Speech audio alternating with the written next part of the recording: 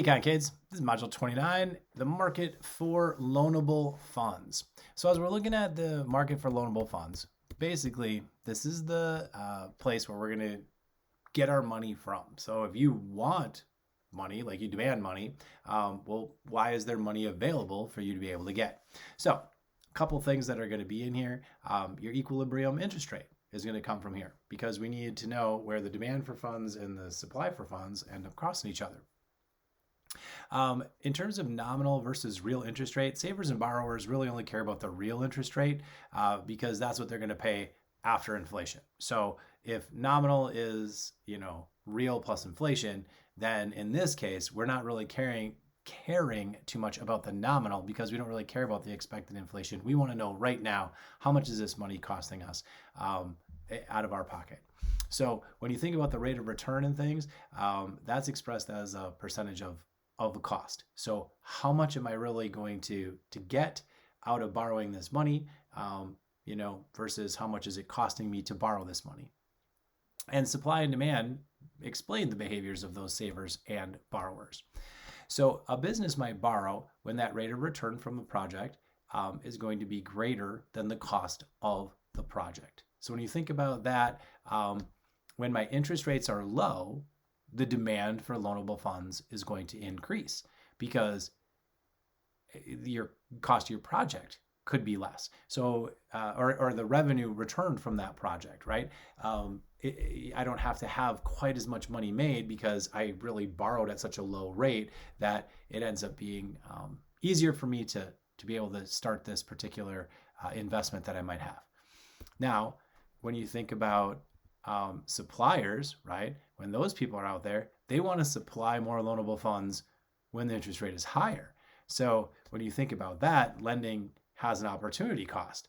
And I'm only going to lend if I can get a higher rate of return on my investment. So you have people who want to borrow more money when the interest rates are low. You have people who want to supply more money when those interest rates are high. So that's an interesting thing where those two cross. That is going to be where our real interest rate actually lies.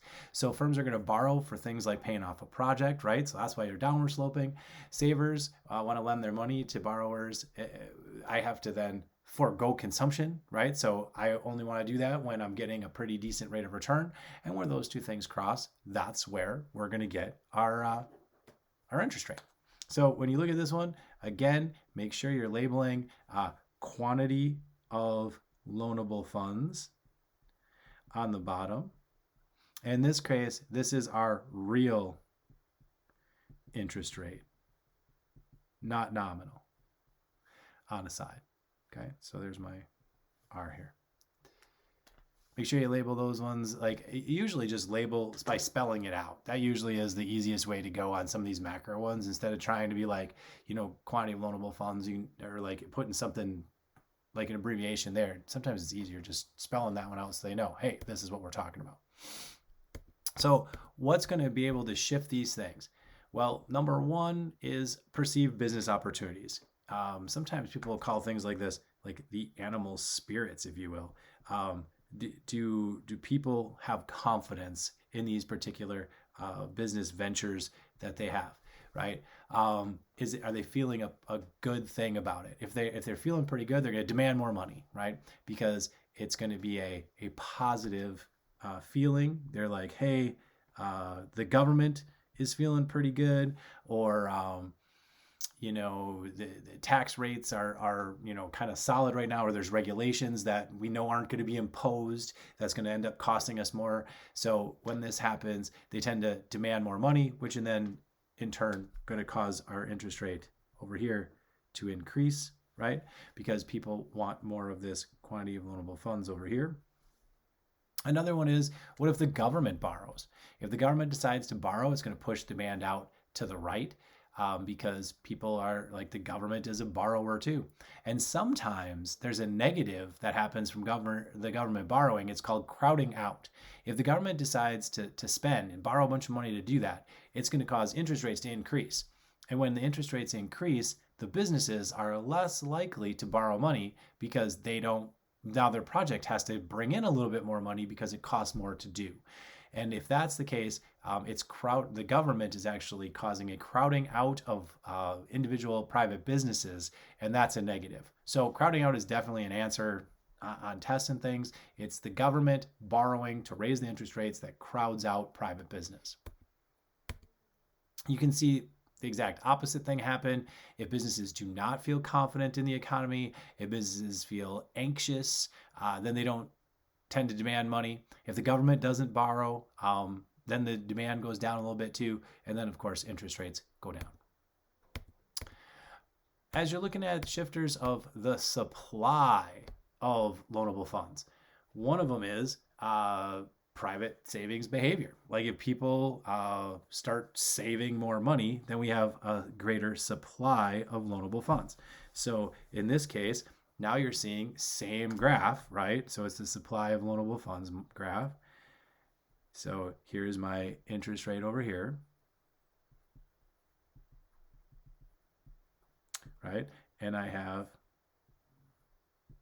my supply of loanable funds, right? Quantity of loanable funds here. But now what's happened is my supply is shifting over. And the reason that's happening, maybe people are, I don't know, feeling like we need to make sure that we are saving our money because like save for a rainy day, if you will. Capital inflows.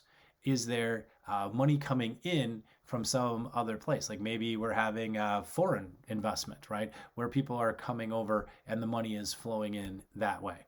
Same thing can happen in reverse. If people start not spending because they do not feel confident in the government or something else has happened where they're like, hey, you know, I'm a little anxious right now, I'm going to not save. That's going to drive those interest rates up a little bit, right? Because there's just not as much money out there in terms of supplying those loanable funds. Same thing for any sort of outside investment. When you're looking at inflation then and interest rates, your real interest rate again is nominal minus inflation, right? So when you're looking at this particular type of a graph, what you'll see is if your supply and demand of loanable funds, when you're expecting no inflation at all, right, you can see like they're down there at like E0.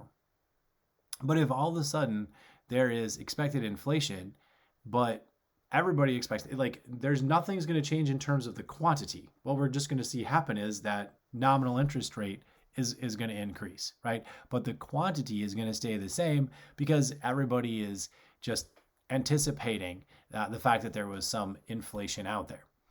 So when you look at these two graphs going back and forth, what you'll see on the left side here is what happens when the money supply increases, okay? Money supply increased.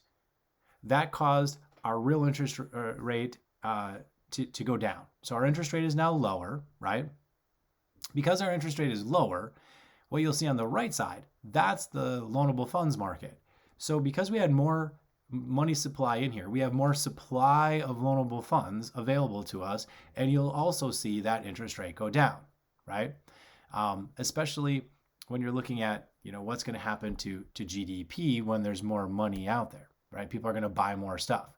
Well, when people buy more stuff because there's more money available, you'll see money demand shift to the right. So in this one on the left side, you've seen, okay, we had an increase in the money supply, but now because people had more access to money, they decided to buy more stuff. So our aggregate demand shifted to the right, people are buying more things, money demand shifts to the right, and what do we see happen to interest rates? Interest rates are going to increase. And when interest rates increase, what you'll see in the supply of loanable funds market is suppliers are not going to supply as much cash anymore, right? Because you'll see the interest rates go up and they'll be like, oh, I'll take advantage of that over there and I'll put my money someplace else. I won't supply it for you to borrow because that aggregate, you know, output's going to be a little bit less, right? As you see people who are not spending as much maybe because now as the money demand is higher and the interest rates are going up, people are like, ooh, I'm going to, you know, demand less things. And then you'll see supply move to the left. So these two things sort of work together, the loanable funds market and the quantity of money market, right? And in the long run, you will see that the supply of loanable funds will decrease because as your real interest rate, increases, investment will decrease, which is going to cause GDP and consumption to decrease, making savings decrease. In the long run, nominal wages and prices will cause real GDP to decrease back to the original levels. And if in the long run, changes in the money supply don't really affect the interest rate, because my money supply is just going to be, straight in the long run. And the equilibrium, interest rate there is a rate that matches the supply and demand of loanable funds when your real GDP is equal to your potential output.